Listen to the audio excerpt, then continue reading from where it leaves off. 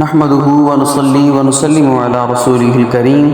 اما بعد فاعوذ بالله من الشيطان الرجيم بسم الله الرحمن الرحيم قل ان صلاتي ونسكي ومحياي ومماتي لله رب العالمين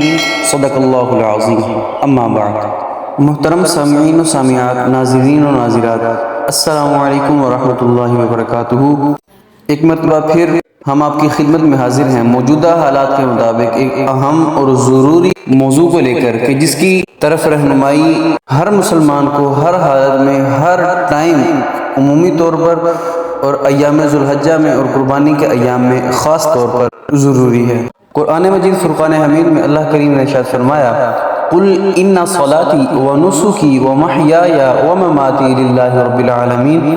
اللہ تبارک و تعالیٰ نے اپنے محبوب کو حکم دیا کہ اے محبوب آپ فرما دیجئے ان صلاتی، بے شک میری نماز، ونسکی اور میری قربانی، ومحیای اور میری زندگی، ومماتی اور میری موت للہ رب العالمین،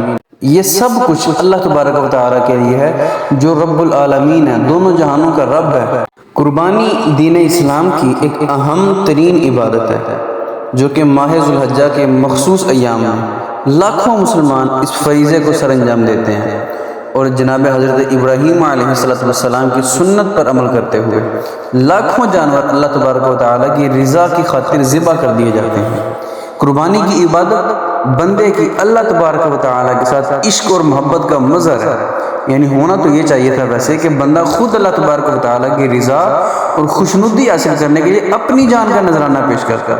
مگر اللہ تبارک و تعالیٰ کی رحمت ہے کہ اللہ تبارک و تعالیٰ نے جانوروں کو ذبح کرنا اس کے قائم مقام قرار دے دیا ہے،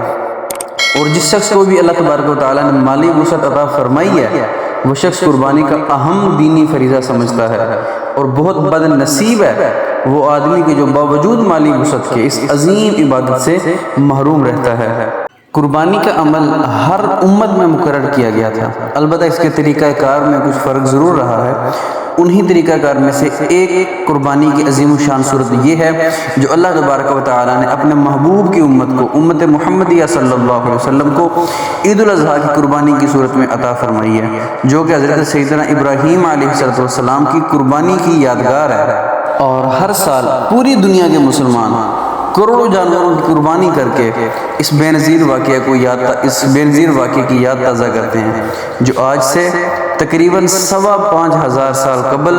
مکہ کی سرزمین پر رب کے گھر کے قریب پیش آیا۔ کیسا ایمان افروز ہوگا وہ منظر جب ایک بوڑھا باپ اور شفیق باپ اپنے جوان سال بیٹے کو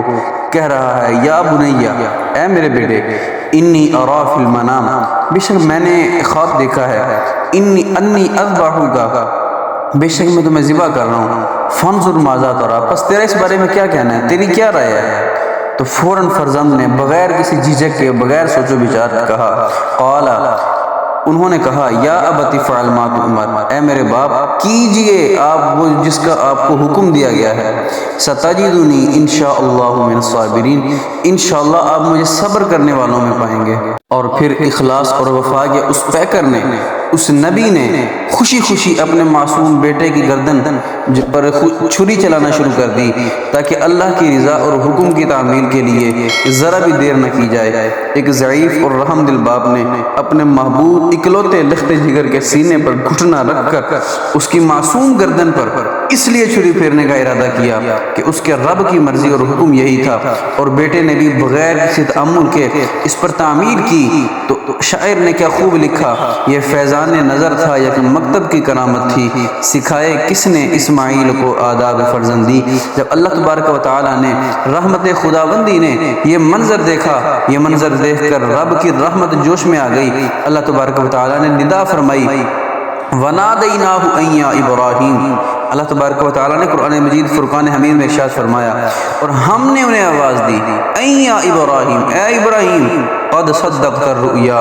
تحقیق تو نے اپنا خواب سچ کر دکھایا، انا كذلك نجزي المحسنین، ہم اپنے محسنین کو، وفادار بندوں کو ایسی ہی جزا دیتے ہیں، ان هذا لهو البلاء المبین، یقیناً یہ کھلی آزمائش۔ اور ویسے تو قربانی کا تصور تمام آسمانی مذاہب میں پایا جاتا ہے، اور حقیقت میں قربانی کا مطلب ہی یہ ہے کہ مخصوص جانور کو مخصوص اوقات میں مخصوص دنوں میں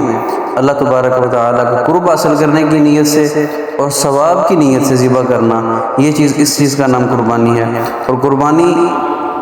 کا حکم اللہ تبارک و تعالیٰ نے خود اپنے محبوب کو دیا۔ اللہ تبارک و تعالیٰ نے قرآن مجید فرقان حمید میں ارشاد فرمایا فَصَلِّ لِرَبِّكَ وَانْحَرْ، کہ اے محبوب تم اپنے رب کے لیے نماز پڑھو اور قربانی کرو۔ یعنی قربانی ایک اہم مالی عبادت بھی ہے اور شعائر اسلام میں سے بھی ہے۔ حضور نبی پاک صلی اللہ علیہ وسلم کا ہر سال قربانی کرنا قربانی کی اہمیت، فضیلت اور تاکید کے لیے کافی ہے۔ اور بخاری شریف میں روایت ہے، قربانی کے عمل کی اہمیت کا اندازہ اس سے بھی بخوبی لگایا جا سکتا ہے کہ بخاری شریف میں حدیث پاک ہے کہ حضور نبی پاک صلی اللہ علیہ وسلم نے حجۃ الوداع کے موقع پر ایک وقت میں 100 اونٹوں کی قربانی فرمائی تھی۔